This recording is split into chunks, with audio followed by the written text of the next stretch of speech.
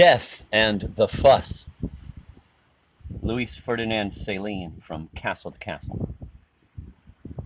In Céline's novel From Castle to Castle, the story of a dog, she comes from the icy north of Denmark, where she would disappear for long escapades in the forests. When she arrives in France with Céline, her roaming days are over. Then one day, cancer. I tried to lay her down on the straw just after dawn. She didn't like me putting her there. She didn't want it. She wanted to be in some other place, over by the coldest part of the house on the pebbles. She stretched out nicely there. She began to rattle. It was the end. They'd told me. I didn't believe it, but it was true. She was facing toward what she remembered, the place she'd come from, the north, Denmark. Her muzzle toward the north, pointed north.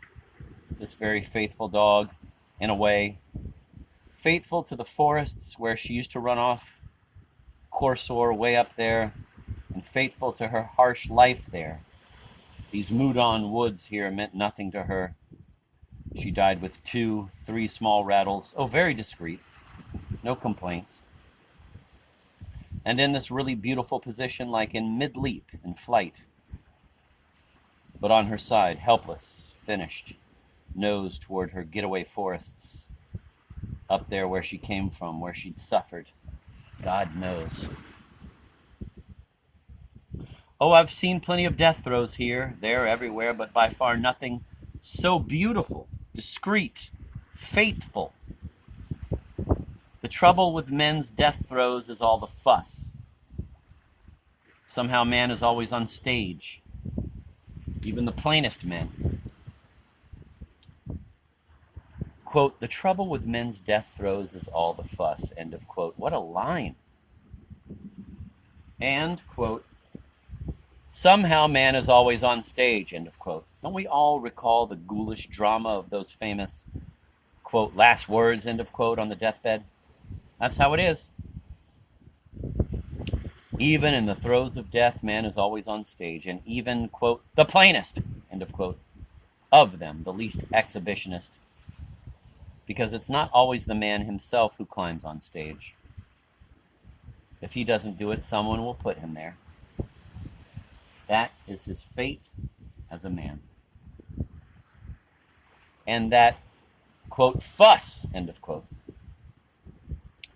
Death always treated as something heroic, as the finale of a play, the conclusion of a battle.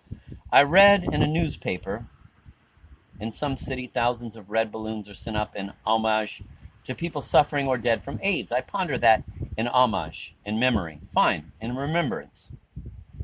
As a gesture of sorrow and of compassion, yes, that I would understand. But in homage, is there anything to celebrate, to admire? In sickness, is sickness a personal virtue?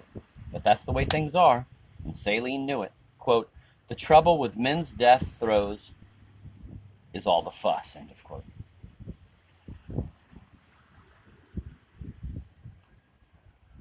Many great writers of Céline's generation had, like him, known death, war, terror, torture, banishment, but they went through these terrible experiences on the other side of the wall from him.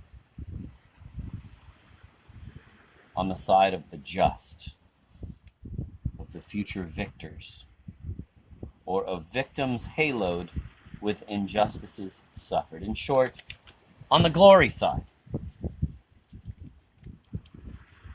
The, quote, fuss, unquote, that preening self-satisfaction was so naturally part of all their behavior that they could no longer see it or judge it. But Céline tried for collaboration with the Nazis, lived for 20 years among the condemned and the scorned in history's trash heap, guilty among the guilty. Everyone around him was reduced to silence.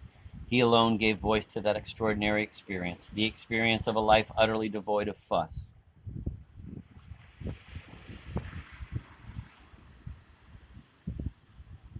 That experience allowed him to see vanity not as a vice, but as a quality inherent in man, a quality that never leaves him, not even in his death throes. And against the background of that irremovable human fuss, The experience allowed him to see the sublime beauty in a dog's death.